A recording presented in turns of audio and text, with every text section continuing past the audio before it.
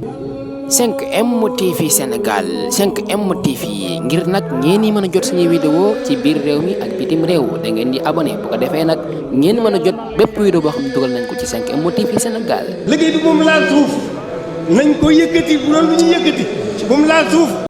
ku bëgg a gudd fan am wér-gi-yaram moytu lii may bëgg a wax.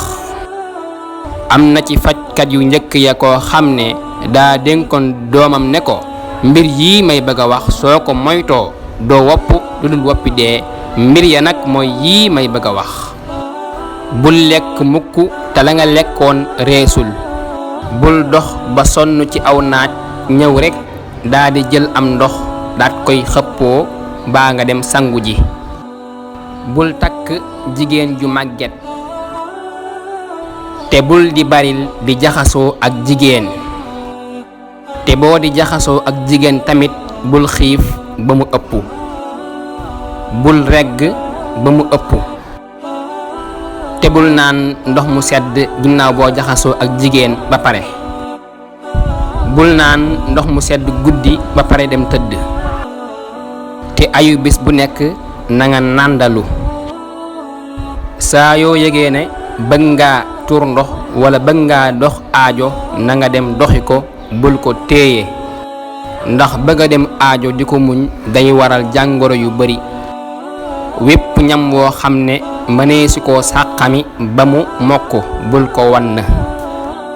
bul boole soow ak nen ak jën. ñett yii boo ci jëfandikoo bala ngaa jëfandikoo beneen na nga xaar ba booba rees.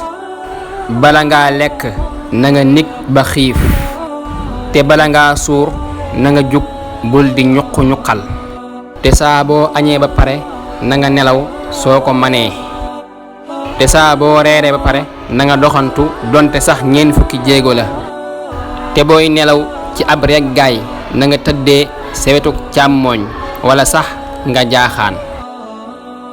mbir yi nag ku koy faral di def yàlla mën na laa musal ci ay feebar yu bëree bëri. kon dañu koy yemale fii ba beneen incha allah ñu indil leen yeneen. te nga aimé vidéo bi partage ko ak sa xarit yi. bu fekkee nag yaa ngi soog a seetaan suñuy vidéo xamal ni kat ci chaîne bi vidéo am solo rek la ñuy def kon abonné wul gaaw activé cloche bi comme ça vidéo bu ñu dugal rek da nga am ci sa YouTube directement.